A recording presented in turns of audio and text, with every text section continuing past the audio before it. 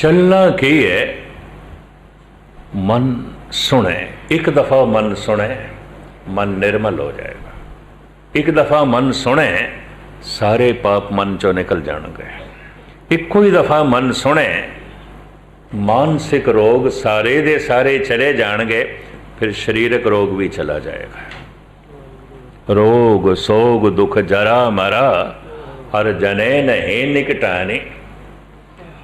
एक सज्जन ने सेजगंज हिम्मत नाल कह दिता, ज्ञानी जी शरीर से थोड़ा भी रोगी है। मैं कहा मैं वक्ता कोई स्रोता थोड़ी, वक्ता कबूल करना, मेरा मन नहीं सुनता, औखा है, कोशिश करते हैं।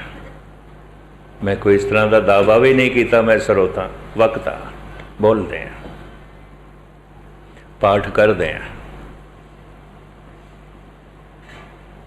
जप करते हैं, मन नहीं सुनता। कभी बैठोगे अमृत वेले करके देखना, मन नहीं सुनता। या जेड़े करते होंगे जरूर अनुभव होया होना है, नहीं सुनता। इसे नूं गुरु नानक ने कह दिता, आखण औखा साचा ना। महाराज की औखा है, क्यों औखियाई जिक्र पे कर दो। मैं हुणे 2 मिनट 10 दफा कह देना वाहेगुरु वाहेगुरु वाहेगुरु वाहेगुरु, की औखा है? नहीं, बहुत औखा है, बहुत औखा है। पता है जिंदगी किस तरह साड़ी चल रही है? श्वासां दे आसरे ते श्वासां दी गति की है, एक बाहर जाता है, एक अंदर ले जाते हैं। जब अंदर ले जाइए तो हुण आखिए बाहर क्यों कढ़ना है, जिंदा रह सकांगे। तो जे बाहर कढ़े तो हुण आखिए अंदर क्यों ले जाइए, जिंदा रह सकांगे। शब्द अंदरों बाहर प्रगट होंदा है, वाहेगुरु चलदा ते अंदरों है, बाहर प्रगट होंदा है। हुण इहनूं अंदर ले जाना। श्वास बाहर गया, श्वास अंदर आया है, ये जिंदगी है। शब्द बाहर प्रगट होया है, हुण अंदर प्रवेश करे, ये धार्मिक जिंदगी है। 50-50 साल तो कीर्तन कई करदे पैने, मजाल एक पंक्ति अंदर जाए, खादी नहीं है। श्वास बाहर सुटे ने, अंदर नहीं ले गए, जिंदगी बनी नहीं, धर्म की जिंदगी बनी नहीं। सारी जिंदगी धार्मिक मंदिरां च रह गए, धार्मिक नहीं ने। सारी जिंदगी धर्म ग्रंथां दा पाठ करते रह गए, धार्मिक नहीं ने। जे को खावे जे को बुंचे। हुण मैं अर्ज करा, शब्द अंदरों बाहर प्रगट होंदा है, किस तरह होंदा है? 2-4 मिनट लवां, पूरा खुलासा तो हुण मैं फिर कल करांगा, क्योंकि समा अपने चाल नाल चलदा है तो मैं पछड़ जाना, घड़ी मैथों अगे लंघ जाती है। जिस वक्त बोलन का ख्याल आवे ना, अंदर पवन नाभि नाल टकरांदी है, पवन हवा नाभि नाल टकरांदी। पता है भारत विच नाभि नूं की कहंदे ने, धर्म ग्रंथां विच नाभि नूं की कहंदे ने? धुनी। ते धुनी दे अखरी अर्थ की ने? जिथों धुन उठदी है, धुन उठदी है, धुनी। धुन नूं जबान प्रगट कर दिए, उठदी है धुनी तो है, नाभि तो है। इस नाल ते हुण साइंटिस्ट सहमत ने। जबान ते सिर्फ प्रगट कर दी है, जबान तो उठदी नहीं है, इतनी भी मर्ज करते हैं। जिवें कड़छी दाल परोस रही है, पर निकलदी ते बाल्टी चो पई है, भांडे चो पई है, पतीले चो पई है। सिर्फ जबान एक कड़छी है, शब्दों बाहर प्रगट कर रही है। ये भी महर्ज करते हैं। ये आवाज जबान चो निकल नहीं रही, जबान नहीं इसनों बना रही, जबान प्रगट कर रही है। जिवें कड़छी वंड रही है, पर ये सब कुछ कड़छी ने नहीं बनाया, वंड रही है, दे रही है। कड़छी चाहिए है, जबान चाहिए है, जबान दी बड़ी महिमा है। शब्द उठदा है नाभि तो, शब्द प्रगट होंदा है जबान तो। जैसे बोलण का ख्याल पैदा होंदा है, बोलना है, कुछ कहना है, पवन नाभि नाल टकरांदी है, नाभ खुलती है, थोड़ी जिहा खुलती है, इत्थों धुन उठती है, इनू कहते हैं परा। इस धुन का नाम है परा। ये धुन फिर उपर उठ के हिरदे तक पहुँचती है, इनू कहते हैं पसंती। इत्थे इसनू अखर मिलते हैं। इत्थों उठ के पहुँचती है कंठ तक, पूरा वाक बन जाता है। इनू कहते हैं मधमा। जबान उसे नू प्रगट कर देंदी है, उन्होंने कहते हैं बैखरी। ये चार पड़ाव ने हैं। बड़ी तेजी नाल अंदर प्रकृति कम करती है। जो मेरी जबान बार बोल सुट रही है, ये उठते धुने ही तो पे, फिर हिरदे तक पहुँचते हैं, इतने अखर मिलते हैं, फिर कंठ तक पहुँचते हैं, पूरा वाक बनता है, फिर जबान इसनों प्रगट करती है। ये ऐसी क्रिया है परिपूर्ण परमात्मा ने साडे शरीर दे च बनाई है। बहुत बड़ा इंजीनियर है, महान ज्ञाता है। इस वास्ते भारत विच नाभि नूं धार्मिक शब्द विच नाभि नहीं कहते, धुनी कहते हैं। धुनी, क्योंकि धुन उत्थों उठती है। जैसे पवन नाभि नाल टकरांदी है, नाभ थोड़ी खुलती है, इत्थों आवाज़ उठती है। एक तरीके नाल इंज कह लो, ये एक साज है। 5 तरह के साज आउंदे ने, इस वास्ते 5 शब्द कहते हैं। तत्, वित, घण, नाद, सुगर। इन्हों 5 शब्द कहते हैं। इन्हों की व्याख्या इस तरह है। तत् तंती, शब्द जो चोट नाल पैदा होवे उन्होंने आहत शब्द कहते हैं। आहत दे अखरी अर्थ भी चोट। इन्हें मैनू आहत किया, इन्हें मैनू चोट मारी है, इन्हें मैनू आहत पहुँचाई है। पाओ, इसने मैनू चोट पहुँचाई है। आहत का मतलब है चोट। आहत शब्द 2 चीज़ों के टकराव तो, चोट तो जिहड़ी आवाज़ पैदा होती है, उन्होंने कहते हैं आहत। पर जो ब्रह्मंड दे च व्यापक है एक नाद, और जिस तो सारा जगत आया है, उन्होंने कहते हैं अनाहत। परमात्मा का रूप इंज बयान किया गया, आद, अनील, अनाद, अनाहत। उहदी जिहड़ी आवाज़ है, परमात्मा की जिहड़ी आवाज़ है, आहत नहीं है, अनाहत है। परमात्मा का जिहड़ा बोल है, अनाहत है। आद, अनील, अनाद, अनाहत। जुग जुग एको वेस। अनील, उहदा कोई रंग नहीं। सारे रंग उस तो ही आउंदे ने, उहदा कोई रंग नहीं। सारे आकार उसे तो ही आउंदे ने, उहदा कोई आकार नहीं। सारे रूप उसे तो आउंदे ने, उहदा कोई रूप नहीं। अरूप हैं, अनूप हैं। चलो इस प्रकरण नूं ना लईए।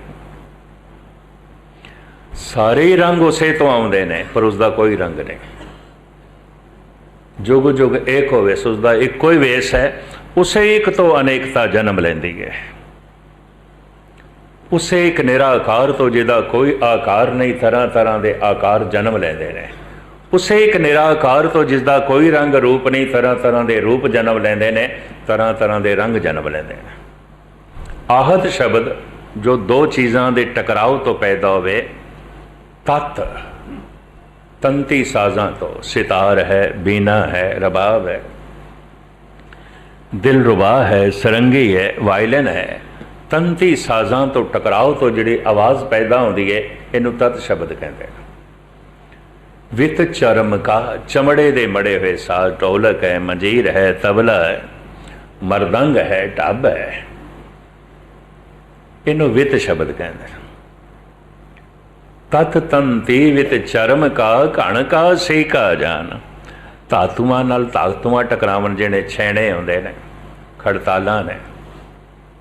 पित्तल नाल पित्तल टकराए, तांबे नाल तांबा टकराए, लोहे नाल लोहा टकराए, जो आवाज़ पैदा होती है, इनू घण शब्द कहते हैं। नाद शब्द घट को कहें, घड़े दे उत्ते थाप देंदे ने। साजां दे च इह भी वरतिया जांदा है। ਉੱਪਰ ਹੀ ਥਾਪ ਮਾਰ ਕੇ ਵਿੱਚੋਂ ਆਵਾਜ਼ ਪੈਦਾ ਹੁੰਦੀ ਹੈ, ਇਹਨੂੰ ਨਾਦ ਸ਼ਬਦ ਕਹਿੰਦੇ ਨੇ। ਨਾਦ ਸ਼ਬਦ ਘਟ ਕੋ ਕਹੇ ਸੁਗਰ ਸਵਾਸ ਪਹਿਚਾਨ, ਜੋ ਸਵਾਸਾਂ ਨਾਲ ਪਵਨ ਦੇ ਫੂਕਣ ਨਾਲ ਵੱਜਦੇ ਹੋਣ। ਸ਼ਹਿਨਾਈ ਹੈ, ਮੁਰਲੀ ਹੈ, ਸੰਖ ਹੈ, ਨਰਸਿੰਘਾ ਹੈ, ਇਹ ਤੇ ਫੂਕਣ ਨਾਲ ਵਗਦੇ ਨੇ।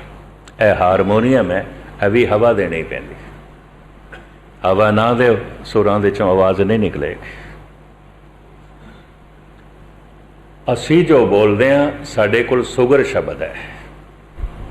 ਪਵਨ ਨਾਭੀ ਨਾਲ ਟਕਰਾਂਦੀ ਹੈ, ਨਾਭ ਥੋੜੀ ਜਿਹਾ ਖੁੱਲ੍ਹਦੀ ਹੈ, ਉੱਥੋਂ ਧੁਨ ਉੱਠਦੀ ਹੈ, ਇਹਨੂੰ ਕਹਿੰਦੇ ਨੇ ਪਰਾ। ਪਰਾ ਧੁਨ ਤੇ ਉੱਠੀ ਹੈ ਅੱਖਰਾਂ ਤੋਂ ਬਿਨਾਂ, ਧੁਨ ਤੇ ਉੱਠੀ ਹੈ ਵਾਕ ਤੋਂ ਬਿਨਾਂ। ਧੁਨ ਤੋਂ ਉੱਠੀ ਹੈ, ਸਿਰਫ ਧੁਨ ਹੈ।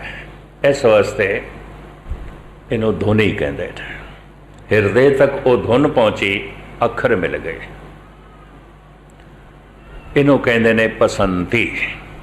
ਪਸੰਤੀ ਬਾਣੀ। ਫਿਰ ਉਹ ਛੇਤੀ ਕੰਠ ਤੱਕ ਪਹੁੰਚਦੀ ਹੈ, ਪੂਰਾ ਵਾਕ ਬਣ ਜਾਂਦਾ, ਇਹਨੂੰ ਕਹਿੰਦੇ ਨੇ ਮਧਮਾ ਬਾਣੀ। ਫਿਰ ਜ਼ਬਾਨ ਉਸ ਨੂੰ ਬਿਆਨ ਕਰ ਦਿੰਦੀ ਹੈ, ਇਹਨੂੰ ਕਹਿੰਦੇ ਨੇ ਬੈਖਰੀ। ਵਾਹਿਗੁਰੂ, ਐਸਾ ਮੇਰੇ ਅੰਦਰ ਫੁਰਨਾ ਪੈਦਾ ਹੋਇਆ, ਪਵਨ ਨਾਭੀ ਨਾਲ ਟਕਰਾਈ, ਪਰ ਆ ਪਸੰਤੀ ਮਧਮਾ ਬਣ ਕੇ ਜ਼ਬਾਨ ਨੇ ਬਾਹਰ ਪ੍ਰਗਟ ਕਰ ਦਿੱਤੀ। ਵਾਹਿਗੁਰੂ, ਇਹ ਹੁਣ ਭੋਜਨ ਬਣ ਗਿਆ। ਹੁਣ ਇਸ ਨੂੰ ਸ਼ਬਦ ਨੂੰ ਵਾਪਸ ਲੈ ਜਾਣਾ ਹੈ। ਹੁਣ ਵਾਪਸ ਕਿਸ ਤਰ੍ਹਾਂ ਲੈ ਜਾਈਏ? ਆਪਦੀ ਗਿਆਤ ਲਈ ਅਰਜ਼ ਕਰਾਂ, ਜਿਸ ਦੁਆਰ ਦੇ ਰਾਹੀਂ ਇਹ ਬਾਹਰ ਪ੍ਰਗਟ ਹੋਇਆ ਹੈ, ਮਾਰਗ ਤੇ ਉਹੀ ਇਸ ਨੂੰ ਵਾਪਸ ਲੈ ਜਾਣਾ।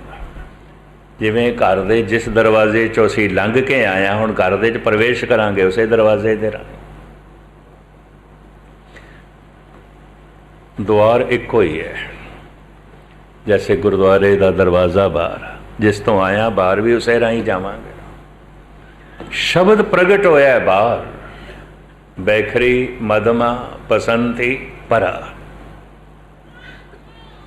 ਹੁਣ ਇਸ ਨੂੰ ਸੁਣਨਾ ਹੈ, ਇਸ ਬੈਖਰੀ ਨੂੰ ਸੁਣਨਾ ਹੈ ਤੇ ਵਾਪਸ ਲੈ ਜਾਣਾ ਹੈ। ਹੁਣ ਮੈਂ ਅਰਜ਼ ਕਰਾਂ, ਵਾਪਸ ਲੈ ਜਾਣ ਦਾ ਵੀ ਉਹੀ ਢੰਗ ਹੈ, ਮਾਰਗ ਉਹੀ ਹੈ। ਇਸ ਨੂੰ ਕਬੀਰ ਨੇ ਕਿਹਾ, ਉਲਟੀ ਗੰਗਾ ਜਮਨ ਮਿਲਾਓ। ਜਮਨ ਜਿੱਥੋਂ ਗੰਗਾ ਜਮੀ ਹੈ, ਉਤਪੰਨ ਹੁੰਦੀ ਹੈ, ਉਹਨੂੰ ਗੰਗੋਤਰੀ ਕਹਿੰਦੇ ਨੇ। ਮੁਆਵਨ, ਜਿੱਥੋਂ ਦਰਿਆ ਨਿਕਲਦਾ ਹੈ, ਜਿੱਥੋਂ ਦਰਿਆ ਪ੍ਰਗਟ ਹੁੰਦਾ ਹੈ, ਜਿੱਥੋਂ ਗੰਗਾ ਪ੍ਰਗਟ ਹੋਈ ਹੈ, ਗੰਗੋਤਰੀ ਹੀ। ਹੁਣ ਕਬੀਰ ਕਹਿੰਦੇ ਨੇ ਇਹਨੂੰ ਪਲਟਾ ਕੇ ਜਿੱਥੋਂ ਨਿਕਲੀ ਉੱਥੇ ਲੈ ਜਾਣਾ। ਕਿਸੇ ਵੀ ਦਰਿਆ ਨੂੰ ਉੱਥੇ ਲੈ ਜਾਣਾ ਜਿੱਥੋਂ ਪ੍ਰਗਟ ਹੋਇਆ। ਅੱਜ ਤੱਕ ਤੇ ਨਹੀਂ ਹੋਇਆ, ਅੱਜ ਤੱਕ ਤੇ ਨਹੀਂ ਹੋਇਆ। ਇੰਨੇ ਦਰਿਆ ਜ਼ਮੀਨ ਤੇ ਵਗਦੇ ਨੇ, ਜਿੱਥੋਂ ਨਿਕਲਦੇ ਨੇ ਪਲਟਾ ਕੇ ਲੈ ਜਾ ਸਕਦੇ। ਉੱਥੋਂ ਉਚਾਈਆਂ ਤੋਂ ਨਿਕਲਦੇ ਨੇ, ਬੁਲੰਦੀਆਂ ਤੋਂ ਨਿਕਲਦੇ ਨੇ ਤੇ ਪਾਣੀ ਨਿਵਾਣ ਦੀ ਤਰਫ ਜਾਂਦਾ ਹੈ। ਭਾਰਤ ਦੇ ਕਰੀਬਨ ਸਾਰੇ ਦਰਿਆ ਹਿਮਾਲਿਆ ਤੋਂ ਆਉਂਦੇ ਨੇ, ਪਹਾੜਾਂ ਤੋਂ ਆਉਂਦੇ ਨੇ ਥੱਲੇ ਦੀ ਤਰਫ। ਵਾਪਸ ਕਿਵੇਂ ਲੈ ਜਾਈਏ? ਜਿੱਥੋਂ ਨਿਕਲੇ ਨੇ ਹੁਣ ਉੱਥੇ ਲੈ ਜਾਈਏ। ਇਹ ਧੁਨ ਜਿੱਥੋਂ ਪ੍ਰਗਟ ਹੋਈ ਹੈ, ਕਿੱਥੋਂ ਪ੍ਰਗਟ ਹੋਈ ਹੈ? ਨਾਭੀ ਤੋਂ, ਧੁਨੀ ਤੋਂ। ਇਹਨੂੰ ਉੱਥੇ ਹੀ ਲੈ ਜਾਣਾ। ਉਲਟੀ ਗੰਗਾ ਜਮਨ ਮਿਲਾਓ। ਬਸ ਇਹ ਕੰਮ ਔਖਾ ਹੈ। ਆਖਣ ਔਖਾ ਸਾਚਾ ਨਾਉ। ਜਿਸ ਦਿਨ ਕਰੋਗੇ ਨਾ, ਦੁਨੀਆ 'ਚ ਕੋਈ ਕੰਮ ਇਤਨਾ ਔਖਾ ਨਹੀਂ ਜਿਤਨਾ ਇਹ ਹੈ। ਮਾਊਂਟ ਐਵਰੈਸਟ ਤੇ ਚੜ ਜਾਣਾ ਵੀ ਸੌਖਾ ਹੈ, ਕੰਮ ਔਖਾ ਹੈ। ਚੰद्रमा ਤੱਕ ਪਹੁੰਚ ਜਾਣਾ ਵੀ ਕੋਈ ਇਤਨਾ ਔਖਾ ਨਹੀਂ ਹੈ। ਧੁਨ ਨੂੰ ਧੁਨੀ ਤੱਕ ਪਹੁੰਚਾਉਣਾ ਔਖਾ ਹੈ। ਬੜੇ ਬੜੇ ਜੋਗੀ ਰਹਿ ਜਾਂਦੇ ਨੇ, ਬੜੇ ਬੜੇ ਜਪੀਸ਼ਵਰ ਰਹਿ ਜਾਂਦੇ ਨੇ, ਬੜੇ ਬੜੇ ਅਭਿਆਸੀ ਮੇਰੇ ਅੱਗੋਂ ਰੋਂਦੇ ਹੋਏ ਮਿਲੇ, ਕਹਿੰਦੇ ਗਿਆਨੀ ਜੀ ਕੀ ਕਰੀਏ? ਖੇਡ ਨਹੀਂ ਬਣਦੀ, ਖੇਡ ਨਹੀਂ ਬਣਦੀ। ਤੜਪਦੇ ਹੋਏ ਮਿਲੇ ਨੇ, ਰੋਂਦੇ ਹੋਏ ਮਿਲੇ ਨੇ। ਇਸੇ ਰੋਦਨ ਦਾ ਜ਼ਿਕਰ ਕਰਦੇ ਨੇ ਧੰਨ ਗੁਰੂ ਅਰਜਨ ਦੇਵ ਜੀ ਮਹਾਰਾਜ। ਹੋ ਰਹਿ ਨਾ ਸਕਾਂ ਬਿਨ ਦੇਖੇ ਪ੍ਰੀਤਮਾ, ਮੈਂ ਨੀਰ ਵਹਿ ਚੱਲੇ ਜੀਓ। ਇਹ जब धुन वापस जाती है तो जो कुछ स्टेजा बनदियां ने, अवस्थावां बनदियां ने, मैं इन्हां दा जिक्र करना चाहता सी, पर भूमिका दे उथानका च ही मैं सारा समा लै गया। एक एक अवस्था बड़ी महान है। जिवें ये धुनी तो नाभि तो धुन उठी, इन्हां दे नाम ने परा, पसंती, मधमा, बैखरी। जदे धुन वापस जावे, मधमा, पसंती ते बैखरी बने, फिर भी कुछ अपनियां अवस्थावां ने उन्होंने भगतां ने नाम दिते हैं। उसका बकायदा जिक्र है और उस जिक्र तो उन्होंने सुन के अभ्यासी अंदाज़ा ला सकता है मैं कित्थे तक पहुँचे। जिवें शरीर नूं वेख के सानू अंदाज़ा लग जाता है ये जवान है, ये हुण बुढ़ेपे तक चला गया, ये तो अजे बच्चा है। इसकी सुरत कित्थे तक पहुँची है, इसका ध्यान कित्थे तक पहुँचे है, शब्द का प्रवेश कित्थे तक होया है, ये खुद नूं पता चलेगा, दूजे नूं नहीं, दूजे नूं नहीं। इस वास्ते धार्मिक मैं हाँ कि नहीं हाँ, ये बारे शेख सादी साहब कहते ने, तो खुद ब मुनसफ शुद्ध, अपना मुनसफ आप बन, अपनी जजमेंट आप कर, किसी को ना करा। तू की है, तू भगत है कि नहीं, तू गुरमुख है कि नहीं, तू संत है कि नहीं, ये फैसला किसी को ना करा। कोई की जानता है, वत तो वत तेरे शरीर बारे कोई जानता है, तू जवान है, बुढ़ा है कि बच्चा है, तू रोगी है कि तंदुरुस्त है, तू स्त्री है कि पुरुष है। तेरे शरीर को बस इतना देख के कोई अंदाज़ा ला सकता है। दूजा साड़ी सुरत का की अंदाज़ा लाएगा, किस तरह लगाएगा। इस वास्ते एक कथा कीर्तन की लोड़ पै जाती है, सानू अपनी समझ आवे। अप तन का जो करे विचार, तिस जम कंकर नहीं करे खुआर। बड़ी कीमती पंक्ति है। जो अपनी विचार आप करता है कि मैं की हाँ, मैं की हाँ और मैं कित्थे हाँ। बदकिस्मती है, मनुख दूजियां तो फैसले करांदा है और दूजियां नूं दिखाण की कोशिश करता है। वो दिखावा ही दिखावा हुंदा है, अंदर दी दुनिया नहीं है, कुछ भी नहीं होता। दूजे फैसला करन, मैं ज्ञानी हाँ, मैं सुंदर कीर्तनी हाँ, मैं अच्छा पाठ कर लेना, मैं बहुत वड्डा दानी हाँ, मैं बहुत वड्डी सेवा कर लेना, और दुनिया वाह वाह करे, बंदे की चाहत आउंदी है। मैं तो ये चाहत उन्हां बंदियां की भी देखी है, हैरान हो गए जो बिरध हो गए ने, 80-85 साल के हो गए ने, जप भी बड़ा करते हैं, बाणी भी बड़ी पढ़ते हैं, पर अजे भी अंदर उमंग ये है। लोकी गुरमुख आखन, ब्रह्म ज्ञानी आखन, लोकी आखन अमृत वेले उठता है, लोगों की प्रसन्नता वास्ते, लोकी खुश होवन, लोकी वाह वाह करन। ये अवस्था पता की बनानी पैंदी है, कोई भला कहो भावें बुरा कहो, हम तन दियो है डार। गुरु रामदास। कोई मतलब नहीं 10 बंदे भला भला आखते पैना, कोई मतलब नहीं 10 बुरा बुरा आखते पैना। मैं की हाँ, कोई बुरा बुरा आख रहा, इतनी बुरी गल नहीं है, मैं बुरा ना होवा, बस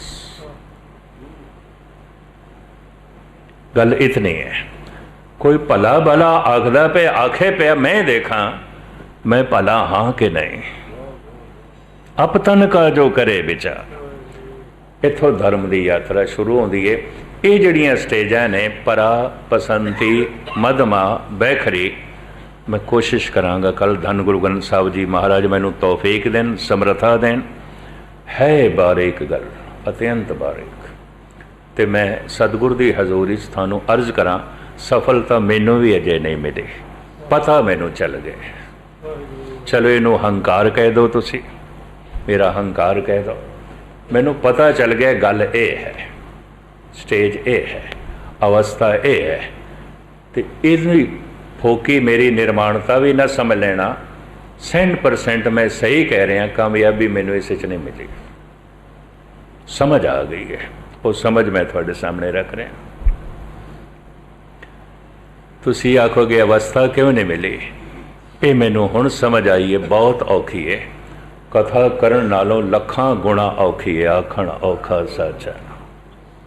कीर्तन करन नालों लखां गुणा औखा है, दान पुण्य करन नालों पाठ करन नालों लखां गुणा औखा है। पाठ जबान कर रही है, इते भोजन बन रहा है, हुण जिन्ने चिर तक छकांगे नहीं तो तृप्ति किवें होवेगी? सारियां भुखां किस तरह मिटणगियां? लोभ किवें शांत होवेगा? हंकार किवें मिटेगा? शब्द अंदर ते प्रवेश करे तां ही गल बनेगी। भोजन दी बुरकी अंदर जावे मांस बनेगी, खून बनेगी। अगर शब्द अंदर चला गया, यकीन जानो दया बन जाएगा, संतोख बन जाएगा, ज्ञान बन जाएगा, विज्ञान बन जाएगा, परम आनंद बन जाएगा, समाधि बन जाएगा, और मनुख दा मन परमात्मा दा रूप हो जाएगा। ये जड़ियां स्टेजां ने, बाकी कल समा हो गया। सारियां दा हार्दिक तौर पर धन्यवाद। तुसीं बड़े टिकाव नाल सरवण कीता है। गुरु ग्रंथ साहब जी महाराज बख्शिश करन, रहमत करन, सुन के थानू कामयाबी बख्शन, सुना के मैनू कामयाबी बख्शन।